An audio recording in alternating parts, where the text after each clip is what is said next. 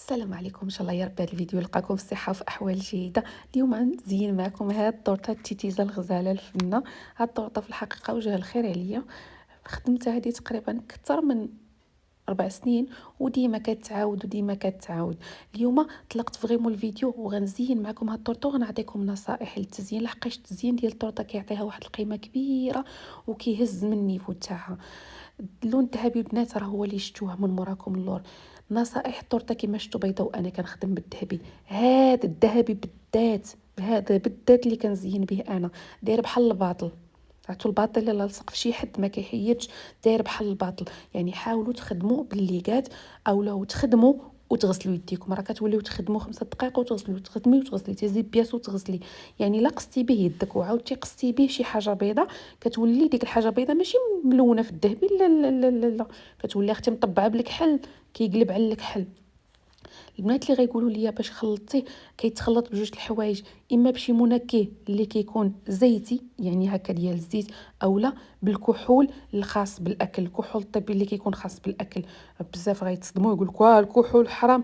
المهم انا كنخدم طورطات الناس اللي كيكونوا نصارى ماشي مسلمين، يعني كنخدم بالزيت. الا كنت كنخدم طورطه ليا اولا لشي حد مسلم كنخدم بالكحول، لحقاش كتكون الخدمه به سهله. الا كنت غنخدم لشي حد هكا نصراني، يعني بلا ما نكذب عليكم ونزوق لكم انا اللي في قلبي على لساني وكنقول الحقيقه.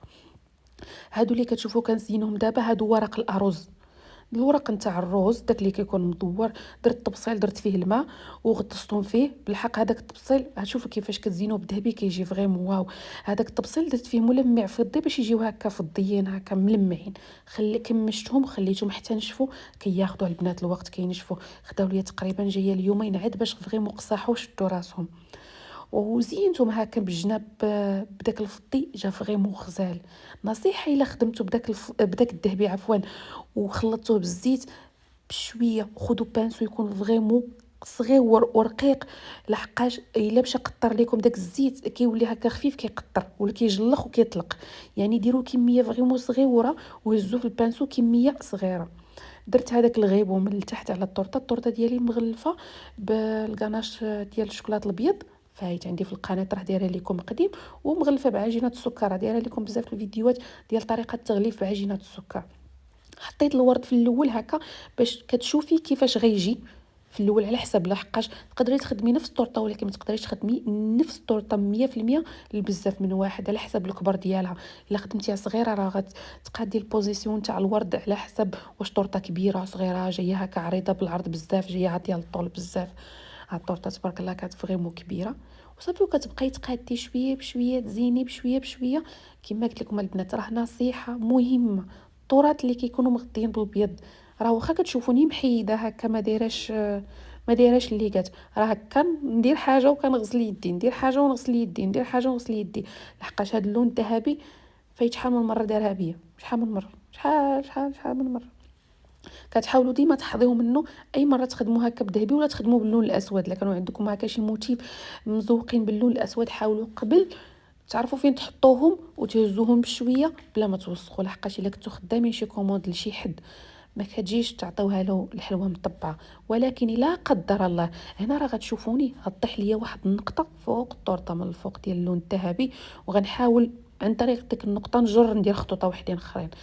درت تتبان الطورطه بحال مشقه، بحال هكا مشقه بالذهبي، ولكن هادوك الشقوق باش يبانوا هكا الشكل ديالهم زوين ويبانوا هكا اثيري وعاطين العين. كتحاولي تجبديهم من البلاصه فين حطيتي غرستي الديكور ديالك. بحال انا فين درت هادوك الاوراق الارز من تما بدات تتشقق ليا مثلا الطورطه، اولا ديك الورده اللي لتحت بحال فين حطيت الورده فين تشقات. هنايا كنظن غتبان لكم شي نقطه طاحت. شوفوا انا ما يمكنش ما نكحل، ها هي طاحت ما يمكنش ما نكحلهاش. ولكن عمركم ما تضغطوا ولا تحاولوا تمسحوا. الا درتوا شي غلطه بلا ما تفكري تمسحيها، لحقاش فاش تكون شي حاجه بالذهبي ولا بشي ملون كتجي تعاودي تمسحيها عاد ما كتزيدي تجلخيها، خاصه الا كانت طورطه بالابيض. انا فاش كيكون عندي شي كومود كنغلف الطورطه ديالي بعجينه السكر، نقادها نصايبها ندخلها للثلاجه، كندير حداها واحد الزلافه هكا فيها الملحه باش ما تنديش ليا الطورطه ديالي. كنجي للكوزينه لحقاش تبارك الله كتلقاو الكوزينه كتشعل شعيل بالمعن، كنجمعها كامله ما كتبقى فيها حتى حاجه. وكنستف ليا هكا واحد البابي ولا شي حاجه، وعاد تنبدا نقاد الديكورات ديالي. كنقاد الورد اللي كنكون غسلته ديجا قبل ونشفته ديجا قبل، ندير له السلوفان، نستفو مقدد مقطع مقاد. كنوجد ليا شويه الكاناش اللي غلصق به، كنقاد ليه الملون الذهبي هكا في طويصه، كنوجد لي بانسو، كنوجد كاع داكشي ديال التزيين كنحطو حدايا. حتى الا كانوا عندي هكاك شنو كيسميو هذوك البيغ الصغيورين، دوك العقيقات اللي كيزينوا بهم، حتى هما كنحطهم في زليفات. الكميه اللي غنحتاج كنحطها حدايا، باش فاش كنزين الطورطه ديالي كيكون كلشي مقاد كلشي مصايب حدايا، وكنخدم في راحتي وكطلع لك الطورطه زوينه. البنات انا راه كنخدم الطورط هذه ما عاد شحال من عام، كنعاود لكم عن تجربه وكنعطيكم نصائح اللي غتفيدكم. لحقاش فاش كتخدمي الطورطه ولا كتزينيها في وسط ديك الروينه، ضروري ما كتعوريها ولا كتقيسي شي قنت ولا كتخسريها من شي بلاصه. غير حاولوا تقادي الموقف كاع كتركي الموقف. كما كتشوفوا محبه هي كتقاد وهي كتزيان. الفيديو كامل فيه 6 دقائق تزيين بوحدو، مع غير تزيني هادوك لي موتيف وتقاديهم مع تزيين طورطه بوحدو كياخذ حتى 40 دقيقه ديال الوقت. راه كيبان خفيف ساهل، كياخذ حتى 40 دقيقه. البنات انا الطورطه قبل ما كنعطيها لماليها في كرتونه، كنغلفها هكا بسلوفان، ندير فيها شميعه، يمكن لك ديري فيها لي كارت ديالك وكتعطيها لماليها. كان هذا هو الفيديو، كنتمنى يكون كان خفيف ظريف على قلبكم. نهاركم مبروك.